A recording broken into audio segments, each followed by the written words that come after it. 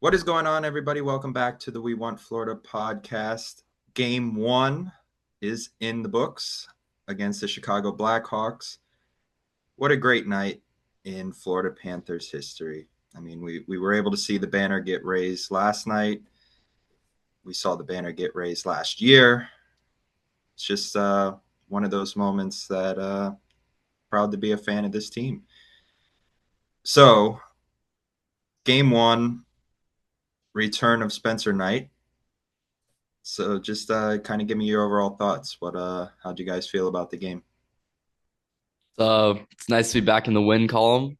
You know, Early and get often, right? get to start the season off with a win, no matter how the game goes. You just want to win the game, and now we're gonna start the 82 game grind. 81 games to go, so it's gonna be a battle, but that's how you want to start it. And I thought they just played a solid game. There were some mistakes in it, but it was good to be back. Good to see the banner go up in the rafters, and we're back, dude. Like I said, Panthers hockey back. Good to see, and let's roll. Absolutely. I think we came out and we played a textbook Panthers game. We were fast, physical, scoring goals, what we do. Um, a hell of a game from Knight, but you know, unfortunately you're not in the win column, buddy, like we are, but you know how it is. Sucks to be Well, you. yeah, sucks to be you. But yeah, I think it'll be a test this year of our depth and man, seeing that Boquist goal, I was like, dude, this guy every time he's in the lineup, I swear he scores a goal, bro. It's like every single time. It's insane. Um, I got some personal beef with the banner that went up in the rafters though. It went over multiple times. We said it yesterday when we were watching the game. Do we not have an iron or something? Why is it so wrinkled? I mean, it was ridiculous. Can we have a steamer? I mean, man. But other than that, I mean, all jokes Is aside, Stanley Steamer like a sponsor of the Florida Panthers? should be, bro. um, Before we go any further, I haven't been on Twitter today. Any report on Reinhardt? Is He got he? stitches. I Yeah, saw I that. knew He that. got stitches, but he's ready to go. He didn't practice today, but he'll be ready to go for the next game. So Should be ready for tomorrow. Okay, so real quick, just looking at the overall, I would say, aspect of the game, 3-2. Um, Again, was pretty fast, and ESPN. I, I was so sick of ESPN doing baseball. I think I'm sick of ESPN doing everything. I, the questions that this reporter, I don't, was asking the players, the coaches, what are we doing? Austin just took his mic out of his stand. He feels very personal about this. So I mean, go ahead, say what you got to say, but that. No comment on it. I wasn't really paying oh, attention to I that got as comments. on that So go front, ahead. but I think the lead play-by-play announcer is electric, so that's all I care about. Okay, fine. The questions that were asked. Yeah. This is game one. This doesn't feel like game one. What? I don't know. It felt like This game one to this me. this feels like a playoff game. Yeah, it's hockey. We're Yeah. Now wow. they've been They're very brutal. yeah, they've been shaky recently. They are Uh brutal. but hey But man, it's anyway, not a that bash was that. ESPN podcast anyways. No, that was pathetic. I've Yeah. got nothing more to say. But that's my ESPN rant. Anyway, back to the game. Back to the topic at hand. We saw AJ Greer with the first goal of the season. I don't think anybody would have thought that AJ Greer scores the first goal, but why not? I mean, Yeah. way to set the tone. I mean, physical had a fight, so his physicality, his goal scoring ability, and good overall game by AJ Greer. We saw Mackey with a couple assists. We saw Verhage with a goal and Boquist with a goal. So we saw some of the depth guys, got Verhage. Um, just a pretty solid overall game on the offensive of side. Anything that really stood out to you guys there?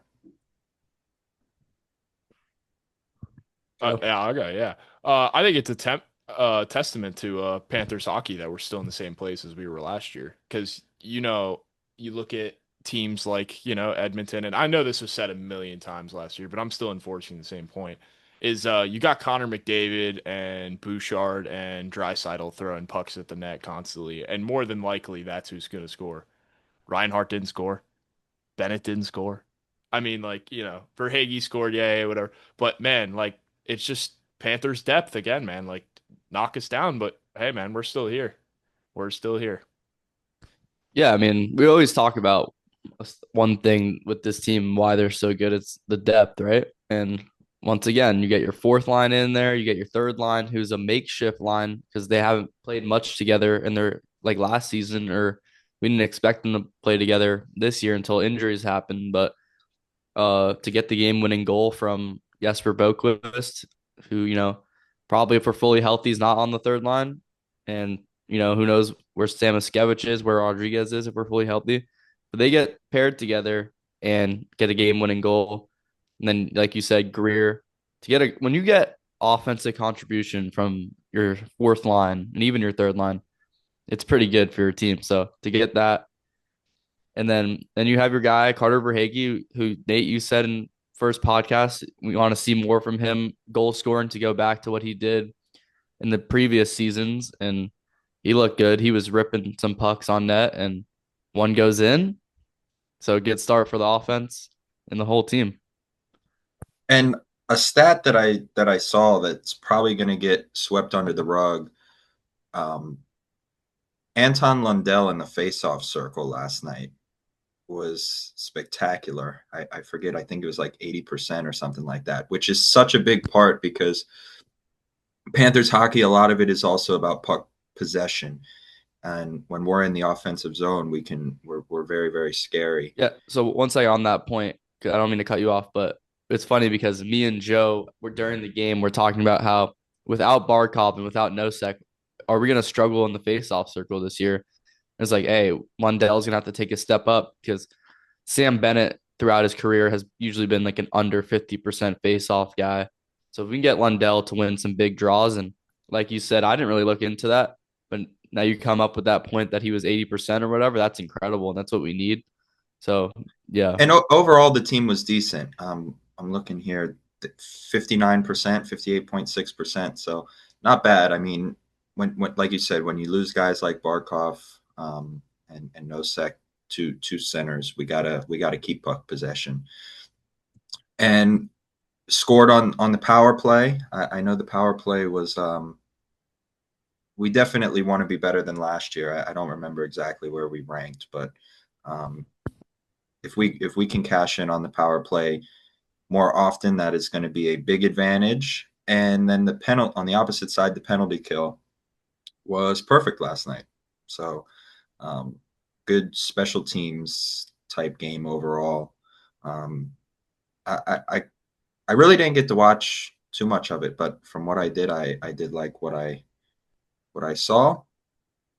Um, Yeah, I mean, if we want to talk about special teams for a little bit, then like I think there's no better team in hockey, a 5-on-5 in the Panthers. So when you're getting any contribution from special teams, that's gonna be big. So like you said, the penalty kill was good. And the power play without Barkov and Kachuk, who are the main puck movers for us, it's gonna be a little different this year. And I think Verhage was on the second unit, if I believe, right? So him to cash in from the second unit spot, that's pretty big. So yeah, I think just good there. Also, another point I want to point out real quick is Luke Kunin steps in and he won 60% of his faceoffs too. So, yeah. we got guys. We got guys, man. Also, man, you want to talk about beat up. He didn't do much, but man, shout out to Erod, baby. Man, he stuck through with that game. Oh my God. We were talking about it. If I would have taken that puck off the knee, I'd have been out for the rest of my career. I'd have been in a wheelchair for the rest of my life, dude. What a warrior. What a unit, bro. I'm already close to the wheelchair, so Bro. that puck might have just did it for me. that would have been it. No, but yeah, I think he's obviously we saw him back, and I think he's good to go. I don't think they obviously sometimes we see guys come back adrenaline, but then they're out for 20 games. I think he's good to go as well. So I'm gonna say, man, I know that we're deep, but we can't lose too many more guys. I mean, we start losing guys, we're gonna see what Noah Gregor on the ice, and which they actually just signed a couple days ago, I think after the last podcast. So just FYI, quick little note there. I don't know. We'll see. Bobrovsky looked pretty good. Didn't have a whole lot of high danger opportunities. On the other end, though, tons of shots for us also. I think it was like 37 or 38 shots. So back to what we're used to. I obviously Spencer Knight had a good game. Bob had a good game. We saw Connor Bedard almost cash in, one off the post. But overall, pretty solid game. I mean, Bob almost on the Blackhawks second goal. Back to ESPN. Oh, he saved it. Yeah, I was like, I was watching on my phone, and I was like, no way he just saved that goal. And then I see the puck coming out of the back of the net. I'm like, oh yeah, great job, ESPN. And but yeah, solid game overall there. In the goaltending aspect. So real quick, when do you think we see Tarasov? Like, in how many games in Yeah, I before we mean, see Tarasov? they'll obviously be in like Bob's gonna probably play 2 or 3 in a row, and then they'll make the switch. So it's I don't think they're gonna be planning on they're gonna make it like matchup based. I think they're just like, hey, Bob, you need a rest day. We're gonna have to go with our backup. So it's nothing crazy. Like I think just you'll get him in there game 4, game 5, or whatever, Because I'm and let him excited for roll. that game. I just want to see Yep. what he looks like. So he's gotten praise And from there's a back to folks. back next Listen, week, Wednesday and Thursday. So obviously Bob's not gonna play both of them. So you'll see Tarasov in there.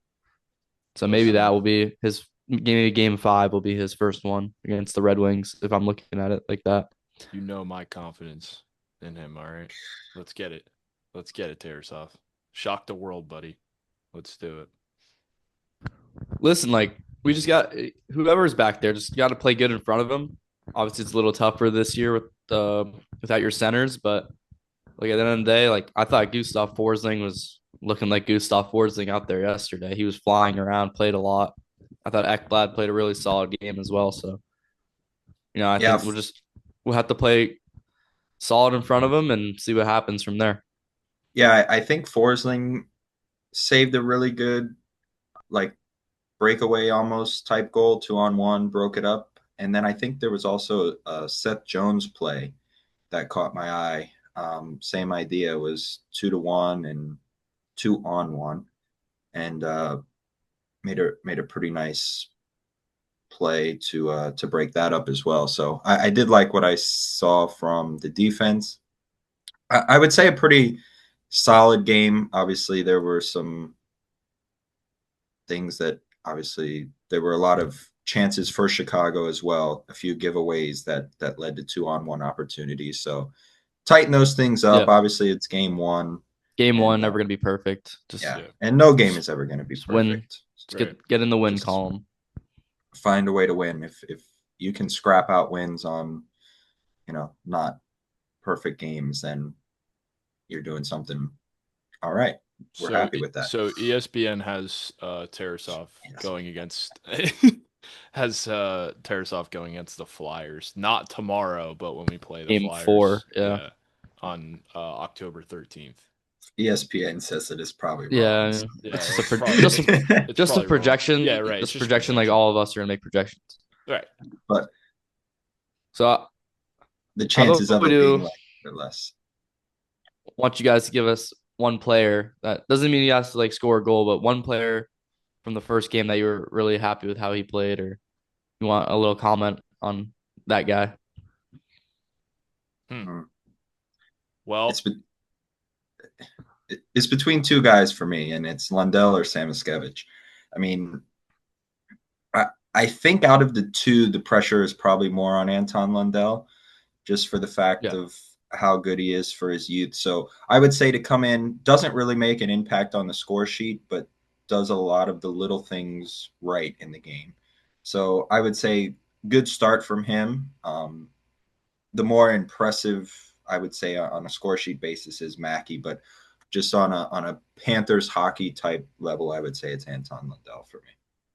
so I was gonna go with Mackey, but since you mentioned him, I'll kind of like flip the script a little bit. Um, Ekblad had a really good game yesterday. +2 on the ice, 4 shots on goal. Seems like he's really, shooting the puck, letting it fly. I mean, why not?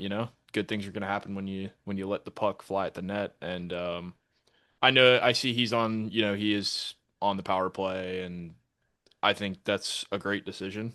I know he was last year, but keep him there because the confidence is only building with this guy. I mean, he just won 2 cups and now he's just signed a contract and he's going to be here and it's a familiar place with familiar players. And yeah, big physical dude. Every game, you know what you're going to get out of him, and I love it. Yeah, so kind of why I brought that question up was to mention Mackie Samoskevich, as both of you did. Man, I thought he was flying around out there and he's making plays. Just he's so quick, and like I said, playing with his new line mates and how he's gonna adjust to that. I thought he was a stud out there yesterday. So I guess I'll switch it up from that as well. Just like the fourth line, I thought how Cunin stepped up in there. He was +1, as they were all +1, and AJ Greer, who was an assist away from the Gordie Howe hat trick, a fight, a goal, and assist. So just them doing their job. And like we said all last year, man, right when Greer and Gadrich got into the lineup, it changed that whole run of the team last year, down 2-0 versus Toronto, win that series in 7, and they continue to roll. So they got something going. Yeah. Next game is Thursday against the Flyers. Real quick before we go to the next game, we had our fantasy draft.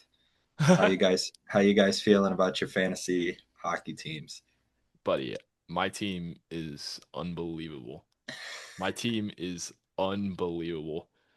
These people, these kids, these non-puck knowers let me get Quinn Hughes and Cale Makar. You got to be kidding me. You've got to be kidding me. And listen, man, the way I draft is I like to take a lot of guys that could possibly break out or like do better than they did the year before. So I went last year. I had both Bedard and Celebrini, and I do it again because I'm like, this is the year both of them are going. Well, look, they're very young, so there's not like they didn't do enough last year, but can they take their game to an even higher level? Because one day we project them to be top 10 players in the game. Um, and then just got some guys that play hockey like consistently, like goals and assists. They're usually matched like even on their point sheet, like 60, 70 point guys. Clayton Keller, Natchez. Natchez, I think, had a really good game yesterday. Yeah, he had a goal. Yeah, I saw that. Yeah. So Yeah. guys, and I think Natchez now in Colorado is going to be even better player. So I usually stay away from the defensive players. I draft them late, so I don't really love that part of my team. But I think in goal, we're going to be rolling with Igor Shesterkin, Logan Thompson, Mackenzie Blackwood. So we'll see you guys, one of you guys in the championship. I'll see you there. Yeah. What do you got, Thank you. Nate? What do you got? I went a different strategy from last year. I last year my goaltending was pathetic for the most part, but I had such a great forward room and defensive room actually. But so I went heavy on the goalie. I think actually I had like three goalies before I had three other players, but I went Hellebuck, Joey Decord, Frederick Anderson, and then I can't say his name, the guy from the Canadians, Montum, Oh, whatever, Montembolt. Montembeau. him. And yeah, so I like the goaltending room. I mean, I still have pretty good forwards: Jack Eichel, Braden Point, Jake Gensel. Mention his name. Do it. Don't. Who's your team named after? The Both GOAT. of them, not the goats. No, Right. but I got both Brady and Matthew Kachuk, and Tavares. So yeah, I'm not. Yeah, defense is kind of crappy though. Evan Bouchard is by far the best defenseman on my team, and He'll be good. yeah, so I'm feeling all right. Got to defend, you know, and so yeah, I'm feeling good. Oh yeah. We'll see. I like it. All for fun, but the bragging rights are very, very important to me. I take it very, very seriously. Anyway, tomorrow, game 2 against the Flyers. So, any predictions? Obviously, it's the Flyers' first game of the season. Um, just go ahead, prediction. How are we feeling? Yeah, I Keys to the mean, game. look, it's the Flyers' first game of the year, so they'll come out, ready to play, and I think they have a few solid players that look they've been a bad team for a few years now, but I really like what they're doing with like a guy like Matt Bay Mitchkov, and they traded for Trevor Zegras. I think a change of scenery for him could be so big for his career. Travis Konechny was a great player, and then the former Panther Owen Tippett, another stud. So look, they're gonna come out hot, and we'll see how the Panthers bounce back from game 1 to game 2. So it's just regular season hockey. Just continue to roll, continue to grind, and we'll see how it goes. Yeah. I'll say this right now. Um, I picked up Zegers in my fantasy team, so I'm telling you, I'm betting on a big year from him. But this isn't a Flyers podcast, so get that out of here. Uh, Scoring wise tomorrow, um, we usually have, I'm surprised yesterday that we scored 3 goals. If you would have told me before the game we scored 3 goals and one of them wasn't a defenseman, I'd have been like, really? Interesting. Defenseman, big day tomorrow. Somebody's coming through. Might be Nico Mikkola off that contract. Might be. Um, yeah, I'll go with I'll go with a Nico Mikkola goal. Yeah, absolutely. That's true. That happened also after last podcast, I think. Yeah, I forgot to mention that. it did. So just Oh, Mikula. quick insert Yeah. Yeah, there. Yeah, his Mikola signed extension. extension. Just another one to add to the Got the core locked 2030 up. squad. Well, we had the core locked up, and now it's just adding another piece to the core. But no, I don't think Mikola scores tomorrow. So All right, sick. Sick. I mean, I hope he does, but nah. No. Nah. I can't wait till he scores and I can make an edit out of you. It's gonna be great. Yeah, just fantastic. Hey, I hope it works. Give me Sam Bennett, I think, and we'll see. I think the Flyers are going to have something to prove. Um, I think this is going to be a very, very good game. I think if the Panthers give the Flyers some of the opportunities that they gave the Blackhawks, they lose this game. So they need to not give up as many. There was 2-on-1s, breakaways, all those little things that the Blackhawks really didn't cash in on. They can't give to the Flyers. I know the Flyers aren't good, or they haven't been good, but they have some decent guys that I think are coming to prove something this year. So Yeah. um, For sure. I think they need to play a better, for lack of a better term, a better game, and I hopefully they do. And 4 points, that would be nice to start Yeah. off the year. Who's scoring? You said Bennett. Bennett, Oh yeah, yeah. you did Yeah. say Bennett. Listen, man. ever since he's got here, Anton Lundell's been our third line center, right?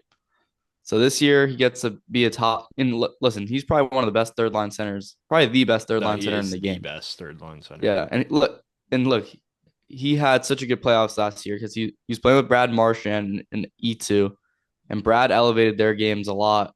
Because look, Brad Marchand's not a third line player. Like, come on, that just shows how good the team was.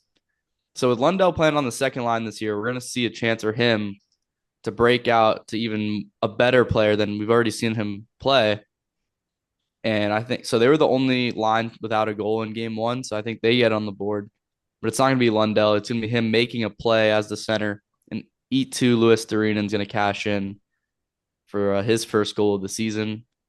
That's my take. We're Yeah, going details here, huh? Yeah. I like it. I like he's it. got the assist and the goal scorer. Yeah, I mean, he feels like he's on a roll, so it's like, why not? I get it. Roll the dice, right? Yeah. All right. Obviously, just game one. Quick recap. Going to try to, obviously, as the season goes on, each episode after each game, try to keep it a little shorter and sweeter, not these long out talks about just ESPN. a game. Yeah. And we will have a game two recap later in the week, and hopefully good game tomorrow for the Panthers. Night one was fantastic. Good to get a win, and let's keep it moving. Good to be back. Yeah, I'm happy. Somebody iron our banner, please. Get Panthers, get a contract with Stanley Steamer, will you? Dude, somebody, anybody. All right. For the We Want Florida podcast, we will see you guys next time. Let's go, Cats.